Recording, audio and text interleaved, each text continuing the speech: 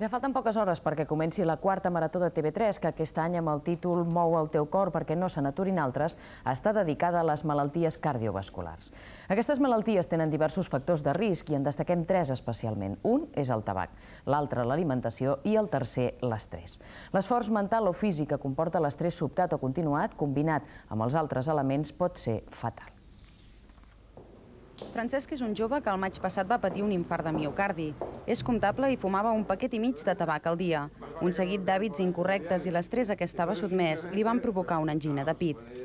Em creia jo que era per qüestió de fumar, perquè fumava sobre un paquet i mig o dos paquets, i llavors, just arribar a l'hospital, em van dir que estava en ple infart i que, bueno, llavors ja em van posar ràpidament morfina, em van començar ja a posar tot l'assumpte perquè es veu que la cosa en aquell moment era greu. Actualment, Francesc va 2 cops per setmana al Club de Coronaris, que hi ha a la Gran Via de Barcelona, on fan xerrades i sessions de relaxament per aprendre a canviar els estils de vida erronis que els van dur a patir l'infart. Els primers estudis sobre l'estrès i les malalties cardiovasculars es van fer fa 8 anys als Estats Units i van aconseguir demostrar que els comportaments derivats de la vida moderna provoquen moltes malalties del cor. I realment sembla que l'estil de vida associat a un excés de pressa, d'excessiva implicació en el treball i sobretot, i el més important, amb un sentiment acumulat de ràbia inhibida, doncs si per tot això entenem estrès, està relativament ben demostrat que augmenta la probabilitat d'arribar a tenir un infart o una angina de pit, o inclús una mort sobtada. Aprendre a dir no és una de les claus per evitar estressar-se. Per reduir el risc de patir un infart, doncs, no n'hi ha prou amb deixar de fumar i vigilar l'alimentació.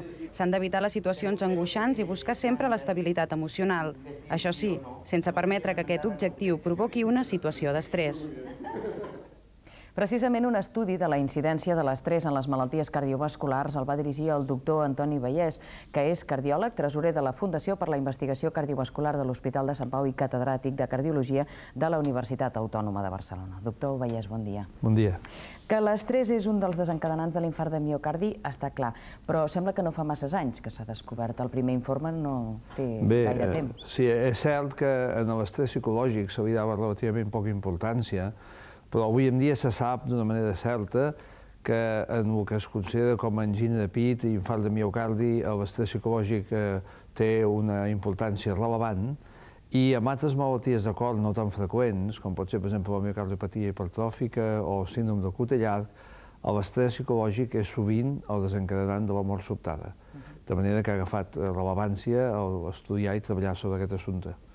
Parlem de l'estrès perquè n'hi ha de diferents tipus, de físic i de mental. Com ens afecta? Parlem realment de quin és el més greu. S'acaba de dir la importància de l'estrès psicològic tant per mi com per part del doctor Garcia, que va ser el que va fer la tesi doctoral amb mi sobre aquest tema, i jo vull dir que hi ha treballs molt clars i molt evidents que posen de manifest que una persona que en una situació normal, encara que malalta, no dona signes ni símptomes de malaltia coronària, de malaltia d'insuficiència d'arribada de sang en el cor a través de les coronàries, quan se li fa fer, per exemple, un càlcul aritmètic que suposa un estrès mental, com és, per exemple, anar restant números d'una manera continuada, doncs respon amb signes evidents de que la sang no arriba bé al cor, i la mateixa resposta és la que té quan se li fa fer amb una bicicleta ergomètrica un esforç físic molt acusat. Gràcies, doctor Vallès. En continuarem parlant demà. Bon dia. Molt bé, molt de gust.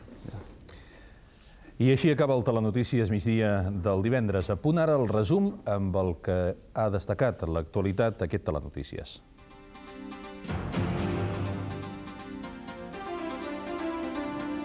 Els caps d'estat i de govern dels 15 països membres de la Unió Europea celebren a Madrid la Cimera Europea, que posa punt final a 6 mesos de presidència espanyola de la comunitat.